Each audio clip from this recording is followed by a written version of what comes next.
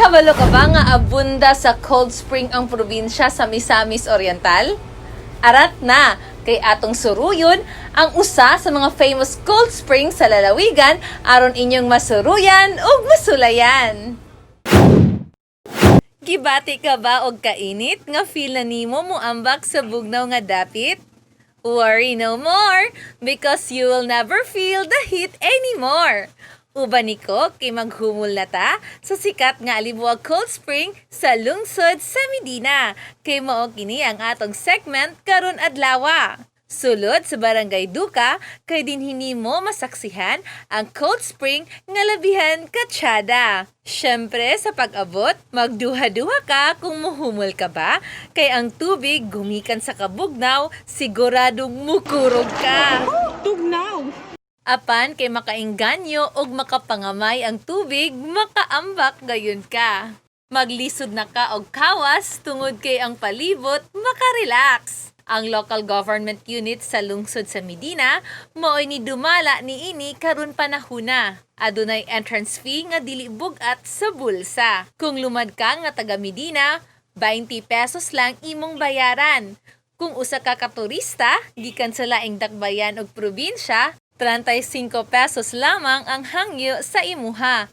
Samtang ang kids nga 10 anyos paubos, 15 pesos. Dili usab mabalaka sa imong dala nga wheels, kay luag ang parking space ug very much safe ang place.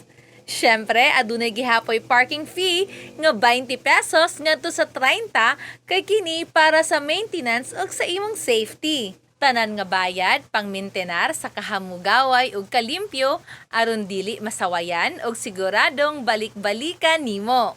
Suwak ang lugar sa bonding sa pamilya, adunay cottages with tables sa palibot. Perfect place for relaxing and bonding. But wait, karon nga adunay hulga sa pandemya, adunay gipatuman nga mga gabayan o mga striktong pamalaod nga angayan tumanon sa mga mubisita. Sa mga gusto nga ko kanang money din kuan lang gabi na karon kay pandemya marag control lang siya. Kung musulod mo ani mo din kuan lang especially gid magdala gid sa kuan kanang magtaod sa face mask o face shield kanya kung magkuan lagbok ay sauna siya ma'am sa wala pa pandemya walay control pero nga doon nagnanay pandemya gi-control na so 50%. So sauna go mga 500 to 700 ang musulod din munang 50% munang 250 to 300 siya. Kining cottage na mo sauna kuan bisan og 20 person to 5 person 20 person to 25 person pwede ra one cottage karon siya control na 10 person tagit sa maximum. Kung moabot na sa dana og 14 duha ng cottage gamiton. Dayon ang table dayon ang table 6 person below ra siya munang kapag abab na dana cottage na. No face mask yun to. Hand washing yapon siya nga kuan ka mag-register man siya in case kung emergency kuan siya mag-contact tracing. Especially gid sa name address daw kanang cellphone number ba daw, contact number. First time ni Ma'am Liza Fernandez nga mibisita ug nakita na nga mapasigarbo sa bisan asa. Yes, very nice. Cool place. Amazing. Very nice location. The water is very cool. Visit this place because very nice ambience, more trees, and especially the water is clean and nice for the tourism.